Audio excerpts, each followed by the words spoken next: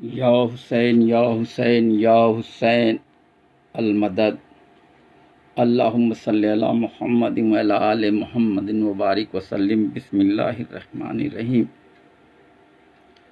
Shahidan Karbala, नवासे रसूल, लख्ते जिगरे फ़ातिमा, नूरे नज़रे अली, हज़रत इमाम हुसैन अलैहिस्सलाम ने अपने बचपन में किया हुआ वादा अपने नाना की उम्मत की बख्शिश के लिए पूरा कर दिया। आपका सर अनवर जिस्म से लैदे होकर सर बुलंद व सरफराज रहा। मैदान करबला खून से रंगीन है, जहाँ बेकफन कटी फटी लाशें मैदान में बिखरी पड़ी हुई हैं। इस मैदान में जो भी मनाजिर पेश आए, उनको देखकर असीराने करबला के दिल पास पास हैं। गमों का पहाड़ उन पर टूट पड़ा है। यह गम आले रसूल को वर्षे में मिला। आले रसूल का काम आले रसूल ने किया। उनसे उनकी यादगारों का जो ताल्लुक़ है वो बाकी है। जनाब ज़ैनब सलवातुल्लाह व सलामहा भाई की लाश को कपड़े से ढाँप कर वापस आ गईं।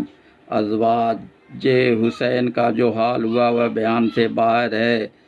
जिनका सुहाग उजड़ जाए, जिनकी तमन्नाओं का खून हो जाए, जिनके बेटे खाक के ढेरी बन जाएं, जिनके शीरख्वार बच्चों के झूले खाली हो जाएं, जिनकी हरी भरी गोद खाली हो जाए, जिनके सर की रदा छीन जाए, उनका दर्द कौन बयान कर सकता है। जिनकी हुर्मत का महाफिज चला जाए, जिनके सर का दुपट्टा उतर जाए, उनका हाल कैसे लिखा जा सकता है। असर का वक्त हो चुका है। कूफियों के चंद लुटेरे शिमरी की मैयत में आगे बढ़े। तमाम अहले बैत को एक खेमे में जमा करके बाकी खेमों को आग लगा दी। आग के शोले बुलंद हो रहे थे और आले रसूल के दिल डूब रहे थे। शैतान के साथ ही मालो गनीमत इकट्ठा कर रहे थे और इस इरादे से आए थे कि शब्बीर के घर से बहुत माल मिलेगा, मगर वहाँ तो सिर्फ अल्लाह का नाम था। फातिमा के बेटे से दुनिया का मालो मनाल क्या मिलता। मायूस हुए तो कपड़े इकट्ठा करने शुरू कर दिए। जनाब सकीना के कानों की बालियां खींचने लगे। बच्ची ने एहतजाज किया तो थप्पड़ मार दिया। उससे बढ़कर जुल्म सितम की दास्तान और क्या हो सकती है। कितने बेहया थे वह हाथ जो हुसैन की बच्ची पर उठे। कितनी बेगैरत थे वह हाथ जो अली की पोती पर उठे। कितना संगदिल और मलून था वह शख्स जिसका तमाचा सकीने के मुंह पर पड़ा।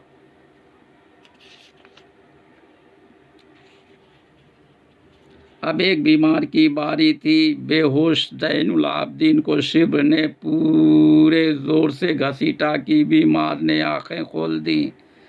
सर पर जालिम को देखा तो समझ गए कि इन खेमों का महाफिज भी शहीद हो चुका है। शिम्र ने साथियों को कहा कि उसको सर भी कलम कर दो। जनाब सज्जाद संभल कर उठने लगे तो अली की बेटी को जलाल आ गया। जनाब ज़ैनब सलवातुल्लाह व सलामा ने गज़ब में आकर फरमाया, बेगैरत इंसानों, कुछ तो शर्म करो। अब बीमार को भी कत्ल कर दोगे। आओ पहले हमें कत्ल कर लो, फिर उसे कत्ल कर लेना। बात यहीं तक पहुंची थी कि उमरो साद भी आ गया। उसने सिपाहियों को हुक्म दिया कि अब लूट घसूट ख़त्म करके यहाँ से चले जाओ और बीमार को कत्ल न करो। अहले बैत एक ही खेमे में पड़े हुए अपने हालत ज़ार पर रो रहे थे कि शाम का वक्त हो जाता और फिर शाम गरीबा शुरू होती है। अब शाम गरीबा आती है। दर्द व अलम में डूबी हुई शाम, खून शहीदा में लथपथ शाम, अफसुर्दा और निढाल शाम, लुटी पिटी और कटी फटी शाम, तड़पती और फड़कती शाम, अंधी और काली शाम, गमगीन और अलमनाक शाम, घुटी घुटी चीखों वाली शाम, दबी दबी आहों वाली शाम, खून के आंसू बरसाती शाम, जहाँ सोज दिलदोज सांस सोज़-गुज़ार में लिपटी हुई शाम, फरियाद करती हुई शाम, नौहे सुनाती हुई शाम, मरसियाँ पढ़ती हुई शाम, सुनसान और वीरान शाम, हैरान व परेशान शाम। यजीदी अपने मुर्दारों को दफन करने के बाद अपने पड़ाव में शाम फतह मना रहे थे और ख़ानदान रसूल की लूटी पिटी शहजादियाँ एक बीमार के सराहने बैठी अपनी हालत पर रो रही हैं। प्यासों की जो चौथी रात हो गई, अब तो भूख प्यास का एहसास ही ख़त्म हो चुका है। कहते हैं कि गम के वक्त भी भूख ज़्यादा लगती है, मगर गम की भी तो कोई हद होती है। सुबह आशूरा आई थी तो उन पाक दामनों के साथ कितने लोग तसल्लियाँ देने वाले थे, तसल्ली कौन देता, मगर अब तो एक भी नहीं। कौन सहारा देता, करबला के वह शतनाक जंगल में कौन तसल्ली देने आता। अपना वतन होता, अपना शहर होता, अपना घर होता तो कुछ ढारस भी बंधती, मगर यहाँ तो न वतन अपना है, न शहर अपना और न घर अपना। घर से कोई बाहर गया हो तो उसके इंतज़ार में ही वक्त गुजर जाता, मगर यहाँ कौन आता, किसका इंतज़ार किया जाता। अली अकबर का, उनका खून में डूबा हुआ लाशा तो गरम रेत के नीचे दफन है। अब्बास अलमदार का, नामूस से मोहम्मद के पहरेदार की तो लाश के भी कई टुकड़े हो चुके हैं। उनके बाजू अलग कटे पड़े हैं, सर अलग कटा पड़ा और सीना अलग फटा पड़ा है। फिर किसके इंतज़ार में वक्त कटता, किसका रास्ता देखा जाता। कासिम का, वह तो अली अकबर के पहलू में तीरों तलवारों से छलनी होकर दफन हो चुका है। उन्हें किसी का भी इंतज़ार नहीं और न किसी ने आने का था। हाशमी शहजादे सोए पड़े थे। जनाब अब्दुल मुत्तलिब के छोटे बड़े अल्लाह को प्यारे हो चुके थे। जनाब अबू तालिब की सारी औलाद कट चुकी थी। करबला में जितने हाशमी शहीद हुए वह सब जनाब अबू तालिब की औलाद थे और इस मुक़द्दस औलाद के तो टुकड़े बिखरे पड़े थे। फिर सैयदजादियों का हाल कौन पूछता, उनके गम की कहानी कौन सुनता, उनका दिल कौन बहलाता। वह किसको देखकर गम गल्द करती ओन मोहम्मद को, मगर वह तो माँ की फरमाबरदारी का हक अदा करके रेत के नीचे दबे पड़े थे। अली असगर को, वह तो कौसर के चश्मे पर पानी पीने गया हुआ है। कोई नहीं, खुदा के सिवा कोई नहीं जो उस लूटे पिटे खान नुमा बर्बादों का हाल पूछता। उनके सामने तो एक और इम्तिहान खड़ा था, उन्हें शहीदों की लाशों का पहरा देना था। उनकी जिंदगियां का सहारा, उनकी तमन्नाओं का मरकज़, उनके दुखों और दर्दों का मदावा। हुसैन भी नाना के हुजूर पहुँचे हैं।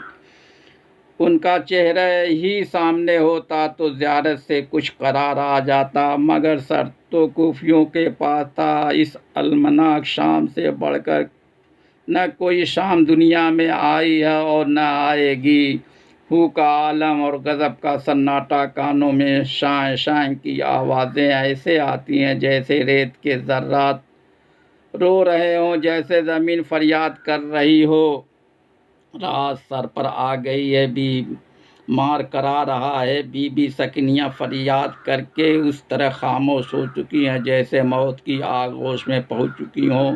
सारी पाक दामन रो रो कर अपना दामन तर कर रही हैं। नींद किसको आना थी, बस जैसे भी रात कटती रात काटना थी। मगर रात तो कट ही नहीं रही थी। जैसे जैसे गुजर रही थी तवील होती जा रही थी। जनाब ज़ैनब कई बार जाकर भाई का बगैर सर के लाशें चुमाई थी। कभी खेमे में आकर बीमार को देख लेती हैं और कभी भाई के लाशें अक़दस पर पहुंच जाती हैं। रात आधी से ज़्यादा ढल चुकी है। चाँद शहीदों की लाशों के चाँद जैसे टुकड़ों पर अपनी किरणें निछावर कर रहा है। जनाब ज़ैनब ने देखा कि ज़रा दूर हटकर दो साए नज़र आते हैं। आपने वहीं से आवाज़ दी, आगे न आना। एक पर्दा नशी अपने भाई की लाश पर पहरा दे रही है। को आवाज़ आई, बेटी हम गैर नहीं हैं, हम भी तेरा पहरा ही देखने आए हैं। जनाब ज़ैनब सलवातुल्लाह सलामहा ने पहचान लिया कि ये मेरे बाबा अली की आवाज़ है। तसल्ली के लिए दोबारा आवाज़ दी, आप कौन है बाबा? पहले तो बता लो फिर आगे बढ़ना। आवाज़ आई, बेटी हम आगे नहीं आएंगे। मेरी गमज़दे बेटी सब्र करो, मैं तेरा बाप अली हूँ और ये तेरी माँ फातिमा बिन्ते रसूल हैं। हम तुम्हारा पहरा देखने के लिए आए हैं। जनाब ज़ैनब ने बेकरार होकर आवाज़ दी, ऐ अम्मी जान। आवाज़ आई, जी बेटी। माँ कुर्बान, क्या बात है? अम्मी जान आप रुक क्यों गए? आकर मेरे नाजों के पाले का लाशा तो देख लो, मुझे दिलासा तो दे दो। आवाज़ आई, बेटी मैं आगे नहीं आ सकती। जनाब ज़ैनब ने फिर आवाज़ दी, अब्बा जान। आवाज़ आई, हाँ बेटी मैं मौजूद हूँ। अर्ज़ की, अब्बा जान आप सुबह क्यों नहीं आए? अर्ज़ की, अब्बा जान आप सुबह क्यों नहीं आए? जब आपका घर लुट रहा था उस वक्त आप कहाँ थे? आप उस वक्त क्यों नहीं आए जब असगर ने तीर खाकर दम तोड़ा था?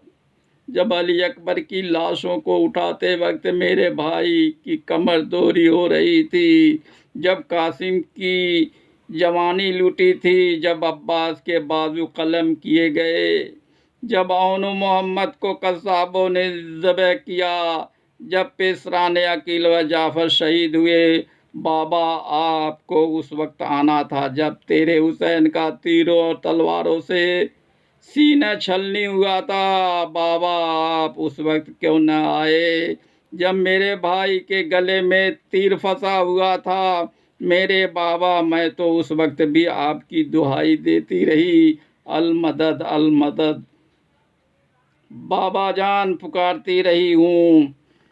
मेरे अच्छे बाबा जान आपको उस वक्त आना चाहिए था जब तेरे हुसैन ने शिम्र के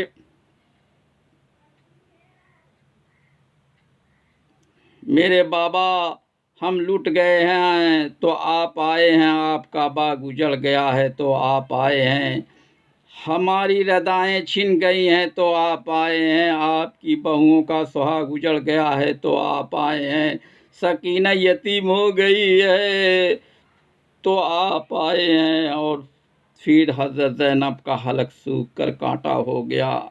दूसरी तरफ से आवाज़ आई, बेटी हम उस वक्त भी आए थे, तुम्हारी अम्मी भी साथ थी और तुम्हारे नाना भी साथ थे। हमने तुम्हारा पूरा इम्तिहान अपनी आँखों से देखा।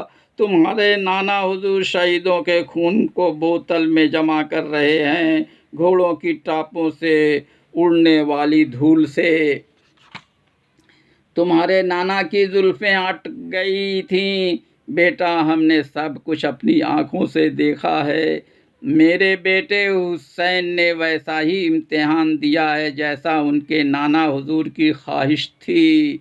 बेटी तुमने अपना हक पूरा पूरा अदा कर दिया है। तुम सब ने मुझ और बिन्नते रसूलुल्लाह के हुजूर में सुरखरू कर दिया है। तुम्हारी अम्मी तुम्हारी कुर्बानियों से पूरी तौर पर मुतमईन है। तेरा भाई भतीजे और उनके तमाम साथी हमारे पास पहुंच चुके हैं, वह सब भी खुश हैं। उनका इम्तिहान बहुत सख्त था वह बहुत थके हुए थे, सख्त प्यासे थे, इसलिए अब जन्नत में आराम कर रहे हैं। बेटी, अभी तुम्हारे सब्र का इम्तिहान बाकी है, तुम बिनते रसूल के दूध की लाज रखोगी।